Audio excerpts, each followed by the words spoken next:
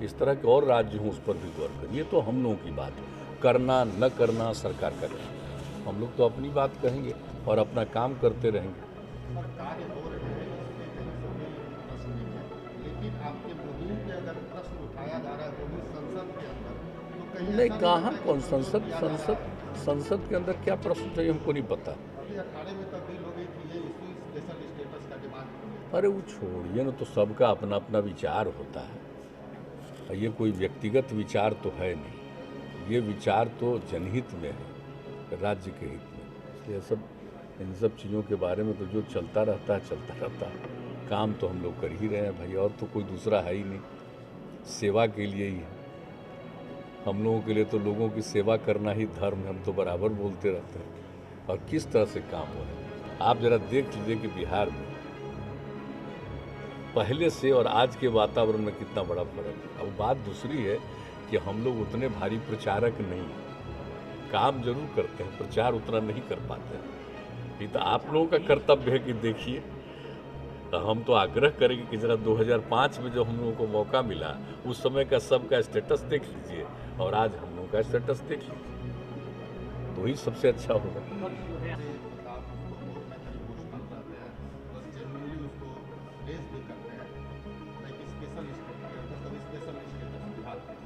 लेकिन देखा जा रहा है कि बार बार वो किसी न किसी तरह कहीं न कहीं किसी न किसी प्लेटफॉर्म पे अखाड़ा मतलब अखाड़े में तब्दील हो जाता है।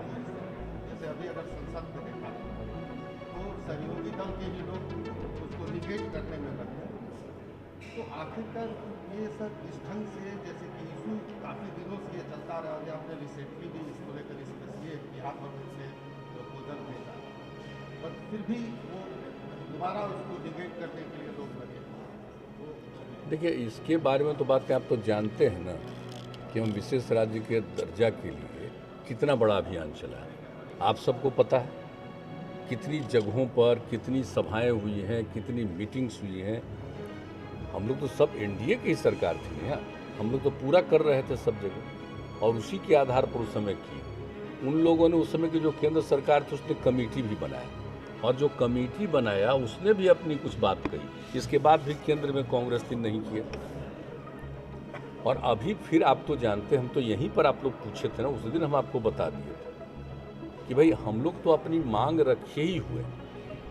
अब उसके बाद फिर जो आया, अभी रिपोर्ट आई, तो उसके बाद ही ना हम लोगों ने बता दिया आपको कि जो जिसको नीति आयोग NITI हमने पूरा डिटेल किया कि उसने बिहार को सबसे पिछड़ा बताया। तो हम लोगों ने तो भी बताया कि भाई सोच लीजिए कि बिहार के लिए हम लोग जब से मौका मिला है 2005 में नवंबर में, तब से हम लोगों ने कितना मेहनत किया और कहाँ से कहाँ बिहार को पहुँचा है।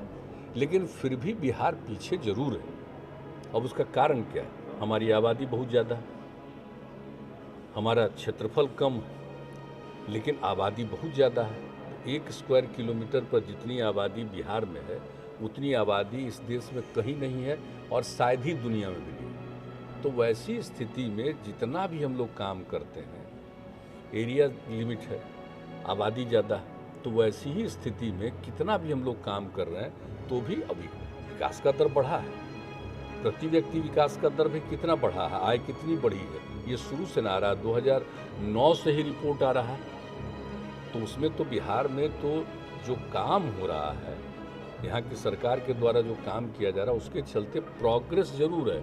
लेकिन कुल मिलाकर के अब जिसका कारण है आबादी, और इसके कारण कितना भी प्रोग्रेस होगा तो भी जो एवरेज है उसके नीचे ही रहेगा। और एक बात तो जान लीजिए कि जो लोग राजनीति में अपने परिवार में ही केंद्रित होंगे तो कुछ समय की बात है, एक समय आएगा कि फिर कोई भविष्य नहीं रहेगा। ये आप अच्छी तरह जान लीजिए, और शुरू हो गया है कई जगहों से, आप जरा देख लीजिए। इसलिए उसका मतलब नहीं, मतलब है कि राजनीति में जो है और आप पार्टी चलाते हैं तो आपके साथ जिसकी सक्रियता है, और उन लोगों के बीच में न चयन होना चाहिए। चयन होगा परिवारवाद का, और शुरू से यही करिएगा कि जिनका कोई अनुभव नहीं है, जिनको कोई जानकारी नहीं है, आप सीधे उसको किसी पद पर रख देते हैं। और अपने पार्टी के पद पर रख देते हैं। तो वो बात नहीं, बहुत ही सही बात उन्होंने रखी माननीय प्रधानमंत्री।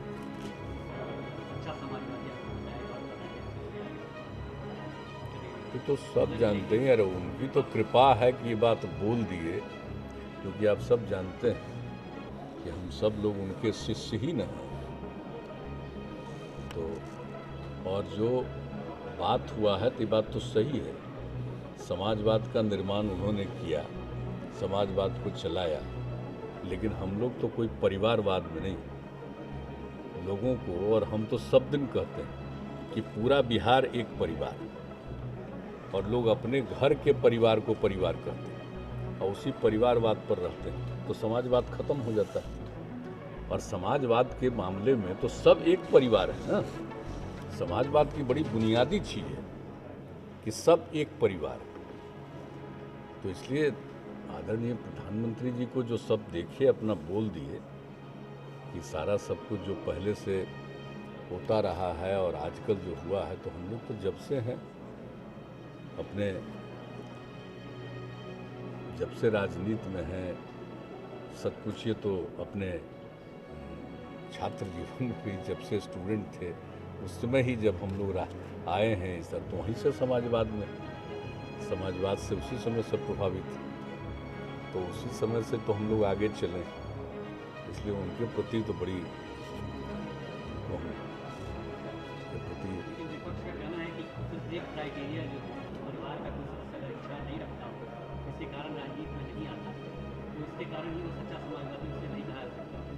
नहीं, ऐसा कुछ नहीं, सब बहुत फालतू चीज़ है, ये सब बेकार चीज़ है। जो प्रधानमंत्री जी बोले हैं बड़ा एक्यूरेट बात बोले, सही बात बोले। ये सब नहीं देख रहे हैं ना, ये सब जो पार्टी के अंदर और लोग हैं, तो और किसी को प्रतिष्ठा तो दे नहीं रहा, तब प्रतिष्ठा किसको आप दे रहे हैं बताइए? खाली परिवार को प्रतिष्ठा दीजिएगा, यही है। तो आप हैं समाजवाद से मतलब नहीं है, परिवारवाद से मतलब है। तो इसीलिए ये सब कोई है नहीं, उन्होंने बड़ा सही कह दिया। तभी लोग अपना जितना बोलते रहे, लेकिन है क्या?